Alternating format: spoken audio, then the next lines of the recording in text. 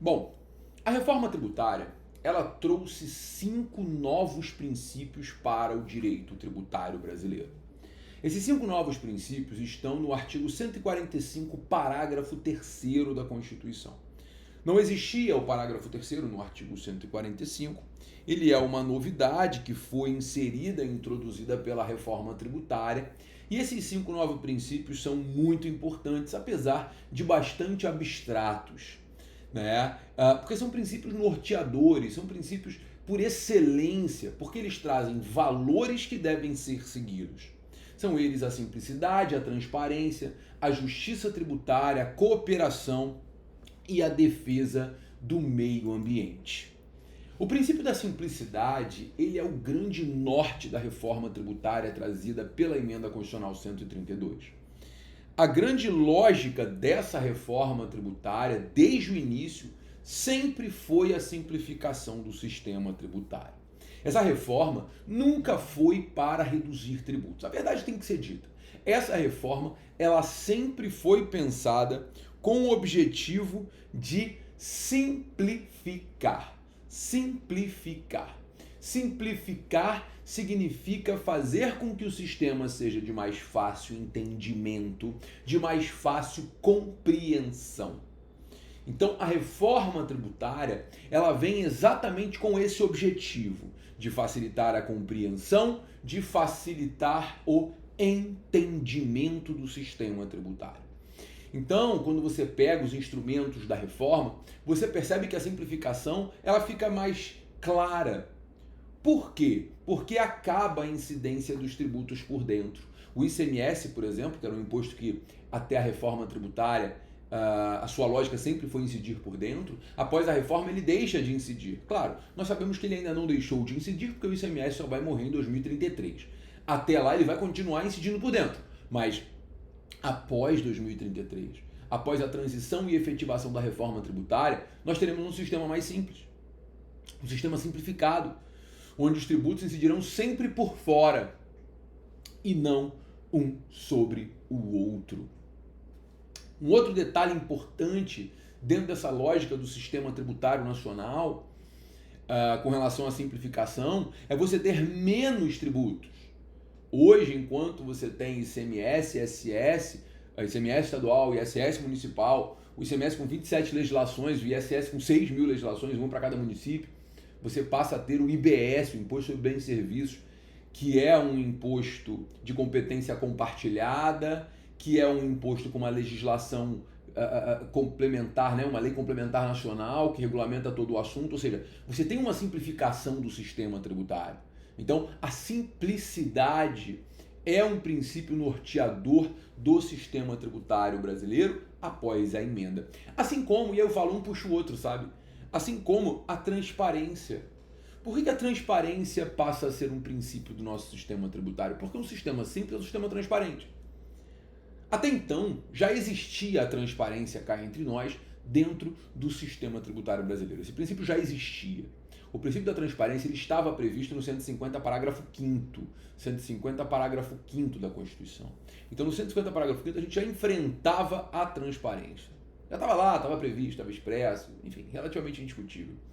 O 150, parágrafo 5º, ele efetivamente já previa que todo cidadão tem o direito de ser informado sobre a carga tributária a qual ele é obrigado a suportar. A reforma tributária, quando traz o princípio da transparência, na verdade, o que ela quer é reforçar essa lógica de que o cidadão tem o direito à informação. E o faz, veja, e o faz com bastante qualidade. Essa é a verdade dos fatos. O faz com bastante qualidade, com bastante clareza, por um motivo muito simples. Porque quando você não tem mais os tributos incidindo por dentro, e é isso que eu falo da simplicidade, né? A simplicidade e a transparência, elas andam juntas, porque quando um tributo deixa de incidir por dentro, a gente sabe quanto está pagando de tributo, né? Porque o tributo incidindo por dentro, ele incide sobre ele próprio, fica uma matemática quase que impossível de se fazer. E é aí que está o ponto relevante da nossa conversa, né? Porque quando nós temos um sistema tributário simples, ao mesmo tempo ele é transparente. Então, a lógica da reforma é puxar esses princípios em uma linha de raciocínio, né, em que um colabore com o outro. Bom, o terceiro princípio previsto no parágrafo 3º do artigo 145 é a justiça tributária. A justiça tributária, ela vem muito com a ideia de redução da regressividade do sistema tributário, que está no parágrafo 4º, no parágrafo 4º do mesmo artigo 145 da Constituição. A justiça tributária, ela só vai existir quando o mais rico pagar mais imposto do que o mais pobre. Enquanto o mais rico estiver pagando a mesma carga tributária que o mais pobre no tocante à renda, você vai ter um sistema regressivo. Ou seja, proporcionalmente à renda, o mais pobre suporta uma carga tributária maior sobre o consumo. E isso não pode acontecer. Isso não pode acontecer. Isso não é justiça fiscal, isso não é justiça tributária. O princípio da justiça tributária, ele passa a ser um princípio expresso na nossa Constituição, exatamente para trazer essa possibilidade de fazer com que o mais rico pague mais imposto, garantir que o mais rico suporte uma carga tributária maior que o mais pobre, o que não acontece hoje no Brasil. Nós temos um sistema regressivo, nós temos um sistema em que, proporcionalmente à renda, o mais pobre paga mais tributos. O cara que ganha 10 mil reais por mês e vai comprar uma escova de dente, ele tem um impacto menor do que aquele que ganha um salário mínimo, porque a tributação sobre a escova de dente é a mesma. Então, quando você busca um princípio de justiça tributária, você vai trabalhar a tributação sobre consumo, reduzindo a tributação sobre consumo, e vai trabalhar a tributação sobre a renda, aumentando a tributação sobre a renda e o patrimônio, para fazer com que o mais pobre pague proporcionalmente à sua renda menos tributos que aquele que é considerado mais rico. Ok? Belezinha? Fácil? Então, muito cuidado com isso. O princípio da justiça tributária, ele hoje é expresso. Ah, Gabriel, mas ele já existia? Implicitamente já existia. Agora ele está expresso na Constituição. Todos os tributos, no momento em que eles devem incidir, deve-se buscar a justiça tributária. Ok? O quarto princípio é o princípio da cooperação. E esse princípio ele é muito interessante num sistema beligerante como o brasileiro, né? Em que fisco e contribuinte brigam o tempo inteiro. Como fisco e contribuinte brigam o tempo inteiro, você constitucionalizar o princípio da cooperação faz com que a lógica se inverta, né? Ela seja invertida.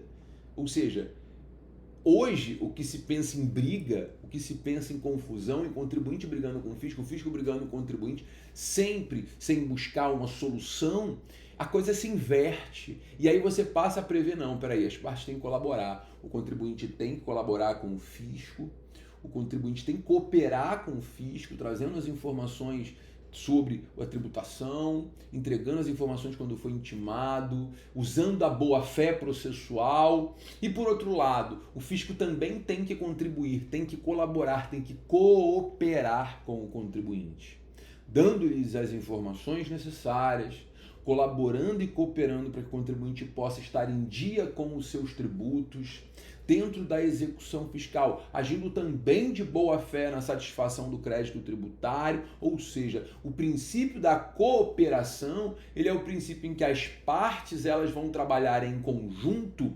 para atingir um determinado objetivo, que é garantir uma tributação justa, garantir uma tributação correta dentro do nosso sistema tributário. Então, essa lógica de cooperação é uma lógica importantíssima para o sistema tributário brasileiro. E, por fim, nós temos um outro princípio que é a sustentabilidade ambiental e a defesa do meio ambiente. O tributo deverá incidir de acordo com a defesa do meio ambiente, o tributo deverá incidir de acordo com a sustentabilidade ambiental. Mas, Gabriel, o que significa isso, Gabriel? Significa dizer, senhoras e senhores, e aí muitíssimo cuidado com isso, né? Significa dizer que os tributos, eles deverão sempre incidir buscando um meio ambiente equilibrado, estimulando a proteção do meio ambiente, a redução da emissão de carbono. O tributo ele vai ter que incidir pensando sempre no meio ambiente protegido. Isso, dentro da reforma tributária, já passa a ser previsto até para o IPVA expressamente. Lá no artigo 155, parágrafo 6º, você vai identificar que o IPVA ele poderá ser diferenciado de acordo com a proteção do meio ambiente. O carro que tem uma menor emissão de carbono, ele pode ter IPVA menor que aquele que não tem uma emissão de carbono, que tem uma maior emissão de carbono, desculpa. Então, a proteção do meio ambiente ele passa a ser um norte do sistema tributário, ou seja, a gente passa a ter um sistema tributário com a lógica de ser mais simples, mais transparente, de ser mais cooperativo, de ser mais justo e de proteger o meio ambiente, ou seja, é um sistema tributário 5.0, né? Agora, trabalhar para efetivar é um outro problema, mas lembre-se, são 5 novos princípios no sistema tributário brasileiro.